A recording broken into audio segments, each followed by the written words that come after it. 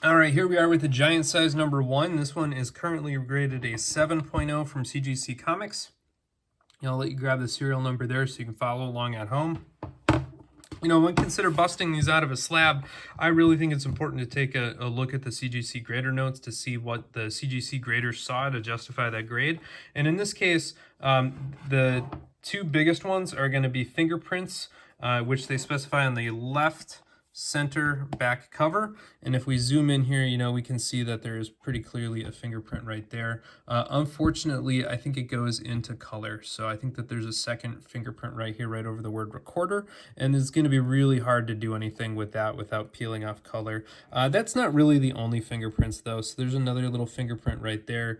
You can see another fingerprint right there. And I think that there's another fingerprint right, where did I see it before? Right there. If we look at that, you can see the little cross lines of a fingerprint. So somebody left their fingerprints literally all over this comic book. The next thing on the grader notes is going to be fingerprints right center front cover. So it's going to be over here. And we can see it pretty much right on Storm. So somebody must have had their greasy hand just like this and put a nice big thumbprint right across Storm's cape right there. So you can see that there's a whole bunch of little wear lines there. So we can clean up the white area, but cleaning out that black, especially if that ink is already deteriorated, is going to be a no-go. And we're going to be able to see that there's a little bit of a fingerprint right here too on that orange, right where we get from the new X-Men to the old X-Men in the background. All right, then it says light creasing to cover. I didn't see any large creases that I think would cause problems. You know, there's a little bit right down here by the staples, so this thing's probably opened up, but I don't think that that's going to cause, you know, a 7. It's not like there's a crease bisecting the corner or a large crease in here somewhere that's going to cause a problem. So I wasn't able to find any creases that would impact the grade at a 7 or a 7.5. And then it says light fingerprints to cover, so hopefully we'd be able to press those out. And indeed you can see those. And then it says a tear left bottom of front cover. So right there is the tear, and that's pretty small. You know, it's of the size where I'm glad that they listed it, but you know, that's going to be well under maybe about a 1/4 inch. Maybe a little bit less. So I think that, you know, all in all, the thing that's really killing this at the moment is the fingerprints.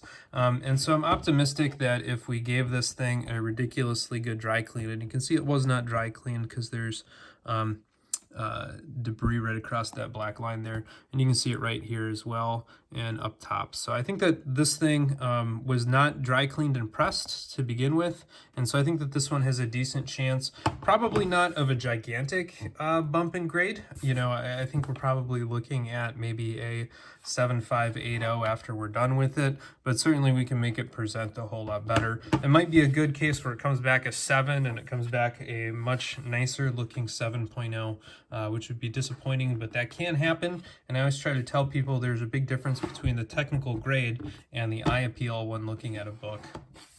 I like to buy the book, not the grade, and there's some reasons for that. I actually own a really nice copy of Silver Surfer number 4, which is a 9/6 presenting front cover, and it has a tape pull, you know, about the size of my finger on the back, and because of that tape pull, it got smashed in grade, but man, does it look good on my wall. So it's just something to keep in mind, that the technical grade might not improve if we do all of the cosmetic stuff. In this particular case, I think a small but meaningful bump in grade is possible. So at least that's where I sit on this. Stay tuned. We'll ask the client what they want to do with it.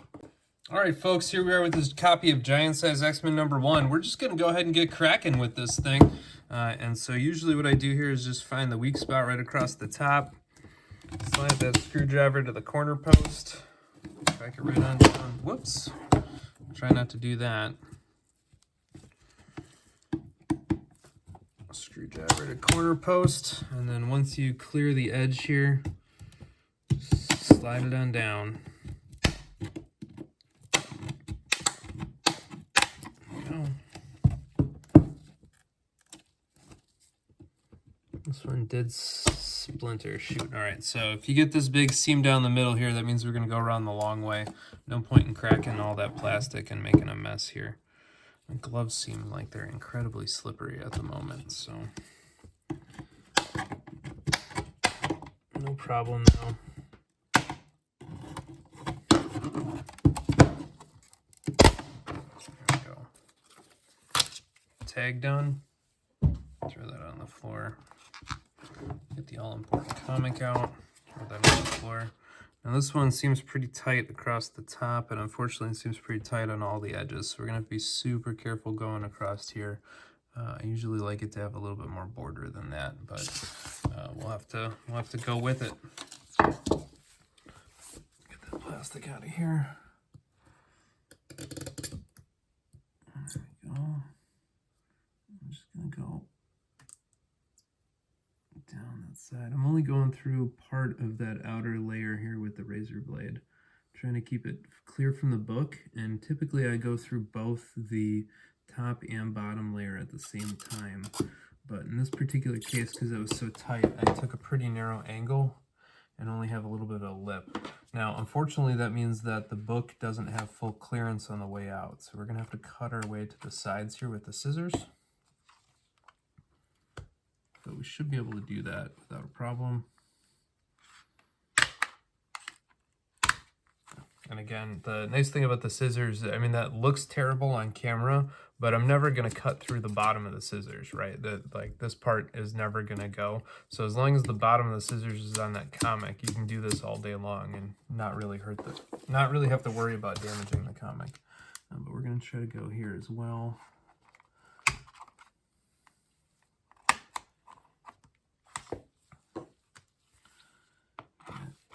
This one right there, right down the side. Now we've got some of this edge. There we go. I'm using my finger to help stabilize the comic book so that I'm not putting any stress on the comic. Let's see if we can do the same thing over here. Get my finger on there. Oh, good.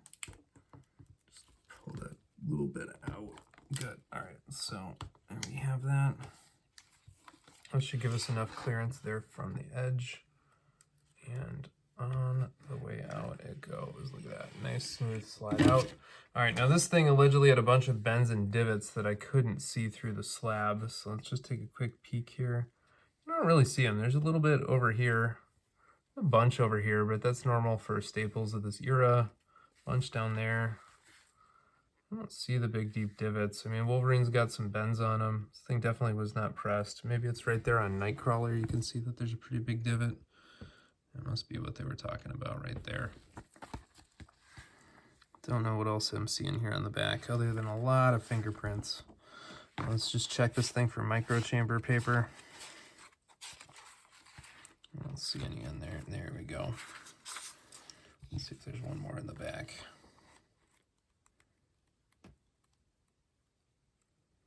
I think we're good. All right, so this one's all set. So I'm gonna go ahead and take some pictures and we'll be back for a dry clean. This thing's gonna need an epic dry clean. All right, let's get dry cleaning this giant sized X-Men #1. So here we have our little click paper or eraser. And this area over here had a lot of fingerprinting. And so what I'm gonna do is take this very lightly over the black. I do not wanna be putting any pressure down there, but I'm going to hope to just scrape off some of the oil that's left there. Not because it's going to improve the grade or disguise the fingerprint, but I don't want those oils to keep eating into the paper over time. And this has the lip that, you know, we've seen before, and so I'm just going to slide my backer board under here again, just so I don't put any damage on that paper.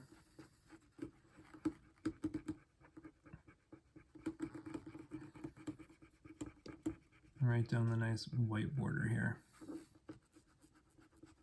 Try to get really in there around the cape. You know, there's not going to be a whole lot we're going to be able to do on that black, but hopefully on Storm's cape here we can get just a little bit of that black residue off. Hopefully take it from severe fingerprints to maybe just light fingerprints.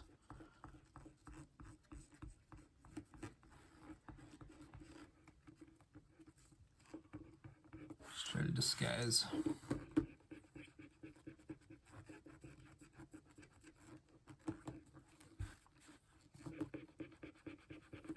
Another fingerprint down here. Again, I'm keeping my left thumb on that corner for stability so that I don't snag it. You can notice that there's a good amount of grime on that edge there, so this is going to be a job for my magic eraser sheet here around that edge. I'm going to try to do it very gently. I don't want to put too many strokes with that eraser sheet because it does a better job at eating gloss than I'd like. Very.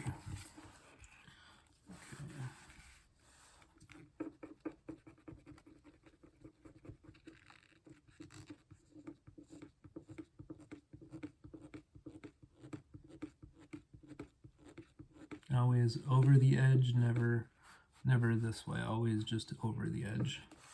So that looks pretty good there. At least it's about as good as I'm gonna get it. Still some crud on this edge, but I don't want to push any harder with that eraser sheet.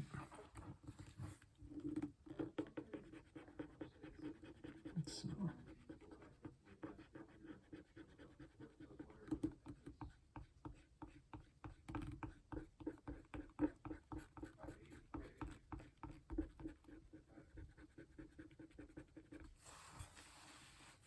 There we go. This to me looks like a little bit of light foxing here. That's kind of an orangish tinge and it's not erasing off. So that's going to be a job for the blue light and peroxide. Alleviate that foxing.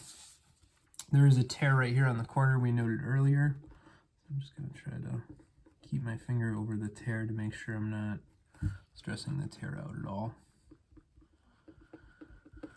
Along the edge.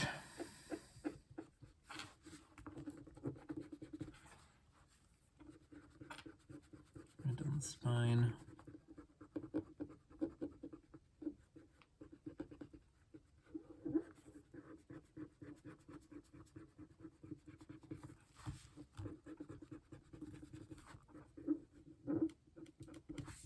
Top corner's got a little bit more buildup than I'd like, so I'll give it a couple of strokes there with the eraser sheet.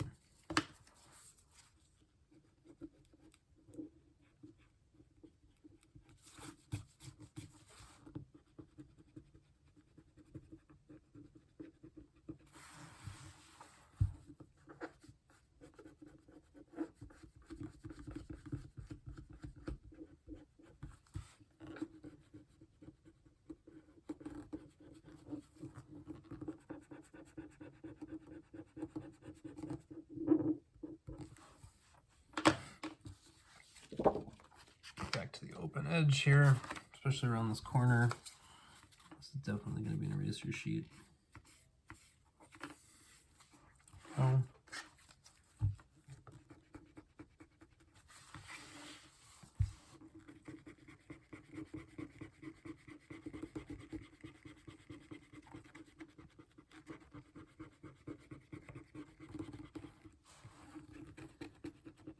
Extra by Storm's Cape here. I know we were already there. Just coming back for a little bit more.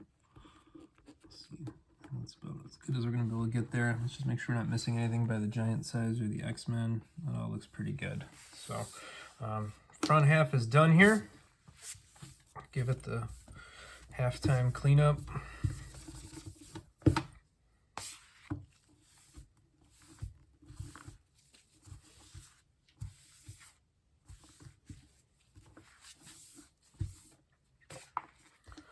Go.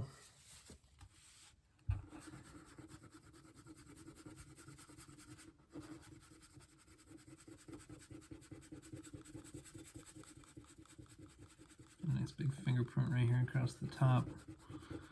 Gonna give that some extra special attention.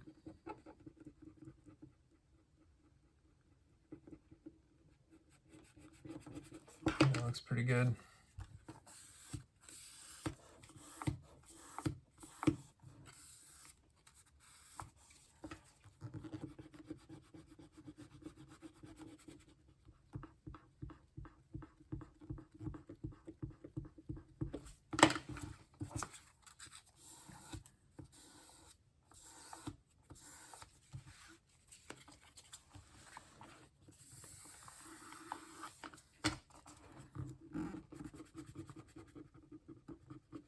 Gotta be a little bit more careful around these staples because they bulge out, so you don't want to rub across them and punch the paper through the staple through the paper.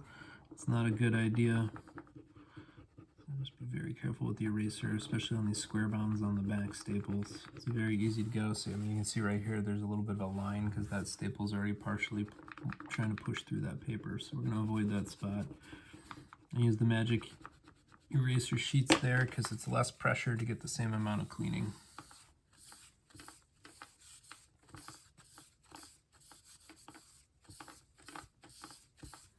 And again, you don't need to get 100%. We're not going for 100%. 90, 95, that's plenty. Bottom corner, while we're at it, let's do the other two corners. There. There, we got the same.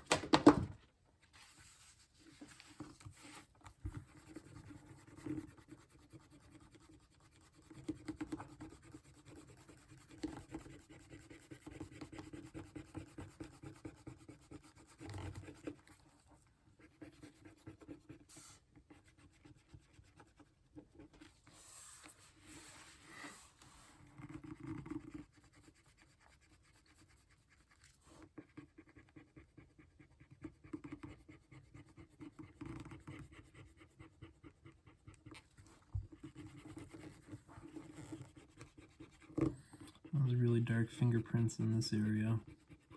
Let's see if we can get them gone. Trying to get close to that color, but not touch it with my eraser there, and I think that's about as good as we're going to be able to go. Now I'm going to unsoil, unfoul my eraser. I'm just going to take some very light strokes over this yellow, where there's clearly fingerprint on it, and try to take off some of that fingerprint if I can.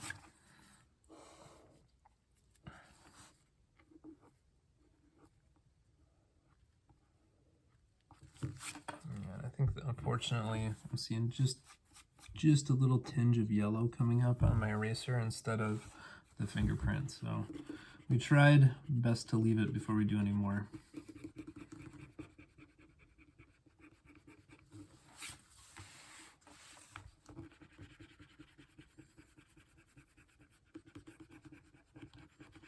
Sometimes that works really well, sometimes it does not. And unfortunately, dry cleaning I think is less predictable than we might like sometimes.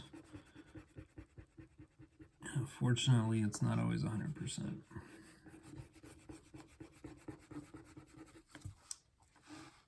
Alright, so I think I got most of the perimeter here. We got most of those big, really nasty fingerprints on that were over here.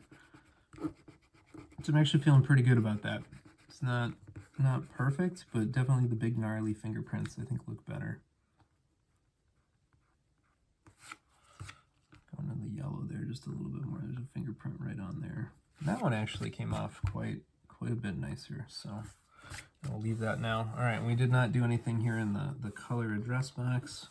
I'm going to take this out. We want to be very slow and very gentle in here in the space. Be a little more aggressive between the boxes. There we go. The lines. That looks pretty good.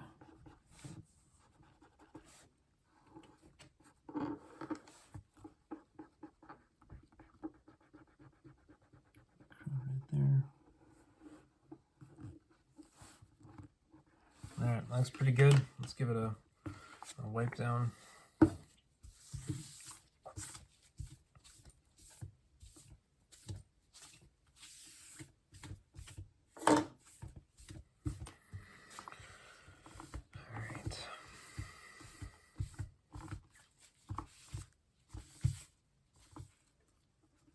A little bit of a gooby right here we missed.